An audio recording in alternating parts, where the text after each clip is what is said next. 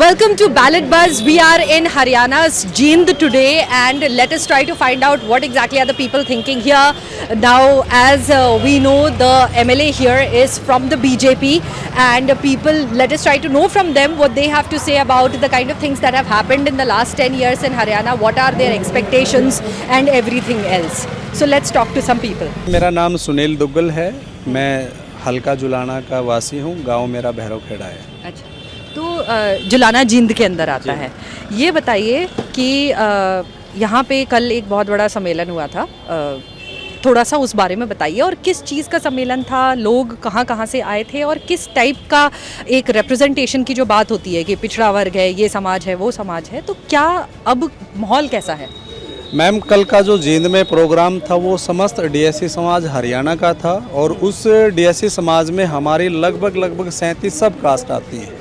1994 में जब भजनलाल मुख्यमंत्री था तो उस टाइम पर बहुत सारी चीज़ों के आधार पर, आंकड़ों के आधार पर हरियाणा सरकार ने ये देखा था कि भी एक विशेष वर्ग जो है उसका लाभ उठा रहा है रिजर्वेशन का, और सरकार की जो अंतिम और वंचित तक पहुंचाने की जो व्यवस्थाएं होती हैं तो वो आम जन तक नहीं पहुंच रही। तो उस व्यवस्था के आधार पर जस्टिस गुरनाम सिंह रिपोर्ट ने अपनी रिपोर्ट पेश की, और उस रिपोर्ट के बिहाफ पे भजनलाल ने वो जो है हरियाणा में आरक्षण करके जो 20% रिजर्वेशन था उसका 10% भागों में बांट दिया। एक भाग में हमारा एक विशेष वर्ग था और दूसरे वर्ग में हमारा लगभग 37 सब कास्टें उसमें आती थी, वो था। चूँकि ये पीरियड हमारा चलता रहा, इस पीरियड के दौरान बहुत सारे नौकरियां समाज को मिली, बहुत सारा प्रेजेंटेशन करने का समाज को मिला, उसमें एमएलए एमपीज वगैरह भी मिले, नौकरियां भी मिली, क्लास 1 से लेकर के 4th क्लास तक। लेकिन जैसे ही 2004 में भूपेंद्र सिंह हुड्डा हरियाणा में और सेंटर में यूपीएस गवर्नमेंट आई, तो उस टाइम पे इस आरक्षण को एक विशेष षड्यंत्र के तहत कॉमन तरीके से उसको तोड़ दिया गया, और तोड़ने के बाद जो है फिर वो दोबारा से कॉमन कर दिया। चूँकि एक विशेष वर्ग का ही प्रतिनिधि वहाँ बैठता है, चाहे एमएलए है, चाहे विधायक है, चाहे एमपी है, चाहे ऑफिसरांस है या ग्रुप डी सी जो भी हैं, वो एक विशेष वर्ग उसका बेनिफिट ले रहा था। तो इसलिए पिछले लगभग 15-20 साल में जो एससी ब्लॉक का समाज था वो बहुत पीछे पिछड़ गया नौकरियों के मामले में।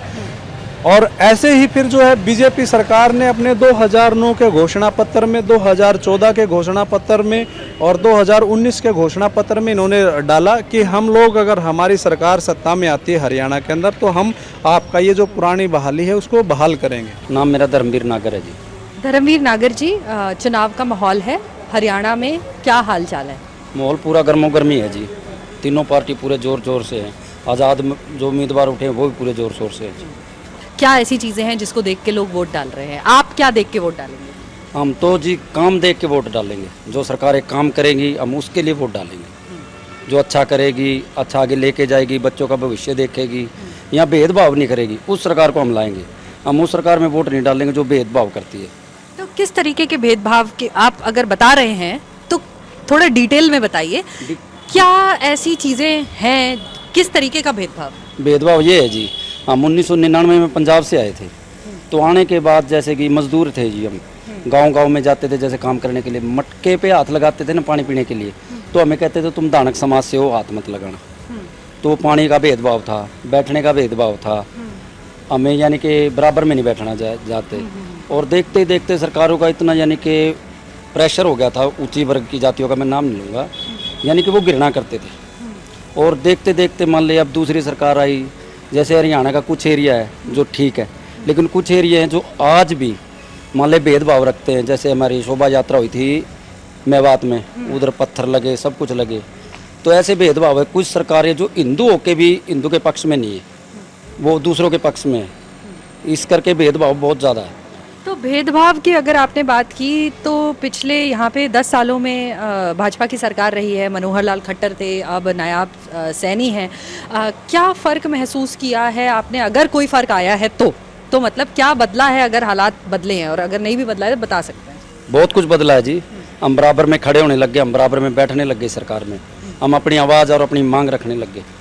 जब हम यहाँ आए थे तो गलियों में इतना कीचड़ होता था बरसात के टाइम, हमें पैंट और चप्पल उठा के निकलना पड़ता था, लेकिन आज घर घर गली गली कोने कोने में ब्लॉक की सड़कें बिल्कुल पक्की, जो बच्चा जिस कैटेगरी का जिस लेवल का पढ़ा हुआ उस लेवल पे उसको नौकरी मिल रही है, कोई रिश्वत नहीं है, कुछ नहीं है। तो ऐसा नहीं है कि एक समाज को ज़्यादा नौकरियां मिल रही हैं, एक को नहीं मिल रही हैं? नहीं जी, बिल्कुल जो पढ़ा लिखा है उसको मिलेगी, चाहे कोई भी हो, ना ऊपर ना नीचे, ना कोई रिश्वत। जो जैसा पढ़ा है, जैसी एजुकेशन है, वैसी नौकरी उसके लिए। तो जो सामाजिक एक हक है वो आप लोगों को लग रहा है कि अब मिलना शुरू हो गया है? हाँ बिल्कुल, इस सरकार में तो हमें मिला है। हमारी धर्मशालाएँ हैं जो 3-3, 4-4 मंजिली छात्रावास के लिए करोड़ों रुपया दिया जा रहा है हमें। हर वर्ग के समाज की, जो निचला वर्ग था, जो किसी दूसरे के यहाँ बारात को ठहराते थे, लड़की की यहाँ सामान भी किसी दूसरे के घर रखते थे। मेरा नाम संजय डावला, मैं दानव समाज से बिलोंग करता हूँ। अच्छा, ये बताइए कि चुनाव का क्या माहौल चल रहा है यहाँ पे जींद में, किस तरीके की ये चल रहा है कैंपेनिंग? तो 10 साल में हालात बहुत अच्छे रहे और लोग ज़्यादा खासकर हर आदमी के काम हुए हैं।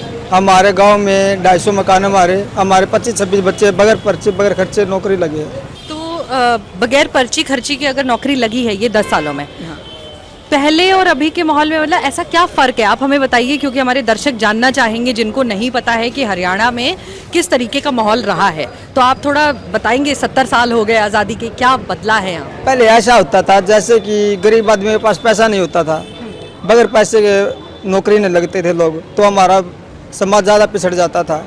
इसलिए फिर दिहाड़ी मजदूरी करनी पड़ती, ज़्यादा पढ़े लिखे बच्चों को दिहाड़ी मजदूरी करनी पड़ती थी। ये काम था पहले। और क्या बदला फिर?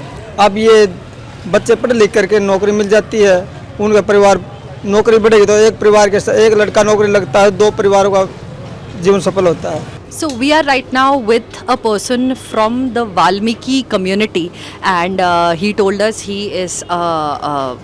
So let us get him to explain about himself. अपना नाम बताइए। कुलदीप सिंह वाल्मीकि, गांव जांच कला, जिला जींद। तो आप क्या काम करते हैं यहाँ पे? हम तो जी सफाई कर्मचारी। तो अभी आप आवाज़ जब उठाते हैं तो सुनवाई होती है कि आवाज़ उठा रहे हैं, क्या आपको कोई हक मिला है या हक की लड़ाई? पहले तो नहीं मिलता था, अभी मिल रहा है, हर चीज़ मिल रही है। हमारे बच्चे पढ़ाई करके नौकरियों पे लगे हुए हैं, लग रहे हैं। जो बच्चे पढ़े लिखे हैं, गरीब से गरीब का बच्चा भी लगा हुआ, मेरे गांव की बता रहे हो, मुझे गरीब से गरीब का भी लगा हुआ। पहले हक नहीं मिलता था जी। पता क्या, हमारा समाज कमज़ोर है, तो पैसा तो हमारे पास होता नहीं था, पैसे बगैर नौकरी नहीं थी। इस सरकार ने बगैर पैसे की नौकरी दे दी, इसलिए हम आगे आ गए। तो कोई घूस वगैरह कहीं पैसे आपको देने नहीं पड़ते नौकरी पाने के लिए? नहीं, कोई खर्चे पर्चे नहीं। मेरा खुद का भतीजा लगा है बिजली बोर्ड में, एक मेरे भतीजे की बहू लगी है बिजली बोर्ड में, एक चमारा में लगा है, एक नाइया में लगा है, जाट्टा में लगे हैं, बामणा में लगे हैं। कई बच्चे लगे मेरे गांव से ही, बगैर खर्ची बगैर पर्ची। ये सरकार हमारी सुरक्षा की गारंटी मोदी जी ने दी, इसलिए हम सुरक्षित हैं। अच्छा। हाँ, आज की तारीख में वाल्मीकि समाज सुरक्षित है, कोई दो राय नहीं। Thank you so much for talking to us. इन्होंने बहुत अच्छी बातें हमें बताई, and he told us how representation has increased. Now he doesn't really have to pay any bribes to get jobs, and representation over the years has increased, and he's especially crediting the whole thing to the Modi government. He's saying it is Modi's guarantee that his community has gotten the chance to come forward. So here are some interesting things that he told us, and then let us just speak to more people and find out what really people from various communities are thinking here in Jeend.